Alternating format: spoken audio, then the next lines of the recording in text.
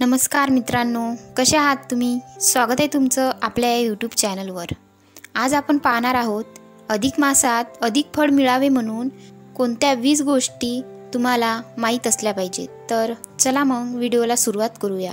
या अगोदर तुम्ही माझ्या चॅनलला सबस्क्राइब केलं नसेल तर माझ्या चॅनलला सबस्क्राइब करून घ्याल आणि शेजारच्याच बेल आयकॉनवर सुद्धा प्रेस कराल, जेणेकरून तुम्हाला असेच नवनवीन व्हिडिओ पाहायला मिळतील। तर चला मग जास्त वेळ न करता व्हिडिओला सुरू करूया। नुकत्याच काही दिवसात अधिक मास लागलेला आहे।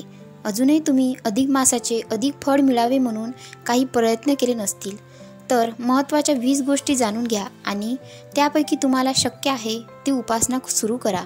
1 नंबर, अधिक मास अधिक पुण्य देणारा महिना आहे। अथर्ववेदात या मासाला भगवान महाविष्णूंचे घर म्हटले आहे। त्रयोदशो मासः इंद्राशः गृह। 2. भगवान महाविष्णू या अधिक मासाचे अधिपती आहेत।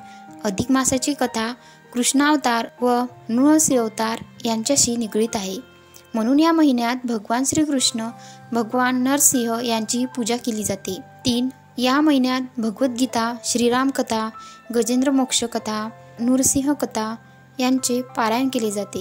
त्या दृष्टीने ही उपासना अधिक फलदायी मानली जाते। जी व्यक्ती या महिन्यात व्रत उपासना करते ती सर्व पापातून मुक्त होते व मरणोत्तर तिला वैकुंठ प्राप्ती होते अशी श्रद्धा आहे। 4. या मासात पूजापाठ, धार्मिक कृत्ये, दानधर्म केले असता कायमस्वरूपी दारिद्र्य दुःख नष्ट होते आणि व्यक्ती प्रापंचिक दुःखातून तरून जाते। 5. ज्याप्रमाणे भक्त प्रल्हादाने जप तप साधन करून भगवान नरसिंहाला प्रसन्न करून घेतले, त्याचप्रमाणे भाविकांनी आपले मनोरथ पूर्ण होण्यासाठी काया वाचा मनाने भगवंताची उपासना केली असता त्यांनाही भगवत प्राप्ती होते। 6. या महिन्यात भगवान महाविष्णूंच्या 33 अवताराची पूजा केली जाते।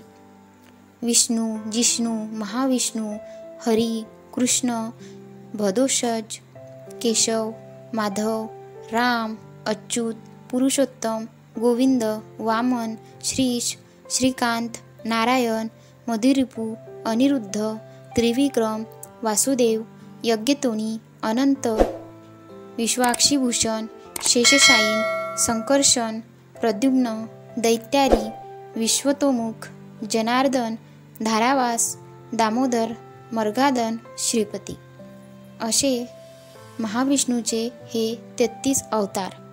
7. या महिन्यात देवघरात शाळीग्राम असल्यास त्याच्या बाजूला अखंड दीप तेवत ठेवला जातो। 8. पुरुषोत्तम मासानिमित्त भगवद्गीतेचे पठण लाभदायी ठरते, विशेषतः 14वा अध्याय म्हटला पाहिजे। 9. ओम नमो भगवते वासुदेवाय या मंत्राचा जप करावा। या महिन्यात पुरुषोत्तम महात्म्याचेही पठण करता येईल। अधिक महिन्यात धार्मिक विधींना विशेष महत्त्व असते, त्यानिमित्त दीपदान, ध्वजदान किंवा अन्नदानही केले जाते। 12. हिंदू धर्मात गोमातेला खूप महत्त्व आहे, म्हणून शक्य तेव्हा गायीला ताजा आणि हिरवा चारा द्यावा। 13. या मासात एकभुक्त राहून आपल्या वाटणीचे एकवेळचे जेवण किंवा कोरडे धान्य द्यावे। गहू, तांदूळ, डाळ, कणिक, मीठ, मोहरी, जिरे, दूध, दही, आवळे, पान सुपारी इत्यादी। 14. अधिक महिन्यात चातुर्मास किंवा श्रावणाप्रमाणे कांदा, लसूण, मांसाहार, मद्य आदी पदार्थ वर्ज्य करावे। 15.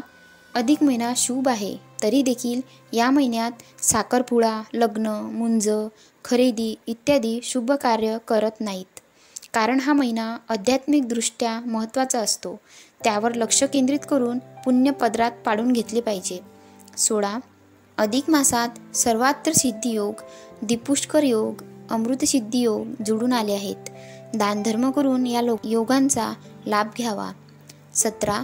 या महिन्यात विष्णू सहस्त्रनाम ऐकण्याला अतिशय महत्त्व आहे। विष्णूंची 1000 नावे घेतली किंवा कानावर जरी पडली तरी सकारात्मक वातावरण निर्मिती होते आणि घरातील नैराश्य दुःख दूर होते। 18. असे म्हणतात की अधिक मासात केलेल्या व्रत वैकल्यांना इतर वेळी केलेल्या व्रतापेक्षा 10 पट अधिक फळ मिळते। देवी भागवत, विष्णू पुराण, भगवत पुराण आदी धार्मिक ग्रंथाचे पारायण करावे। 19. आध्यात्मिक उन्नतीसाठी हा महिना अतिशय फलदायी आहे। या महिन्यात कोणतीही उपासना मनोभावे केली तरी कुंडलीतील दोष दूर होतात आणि पुण्य प्राप्त होते। 20. आरोग्यवर्धनाच्या दृष्टीनेही अधिक मास अधिक फलदायी आहे। त्याचा जरूर लाभ करून घ्यावा आणि देहाची व मनाची अंतर्बाह्य शुद्धी करून घ्यावी।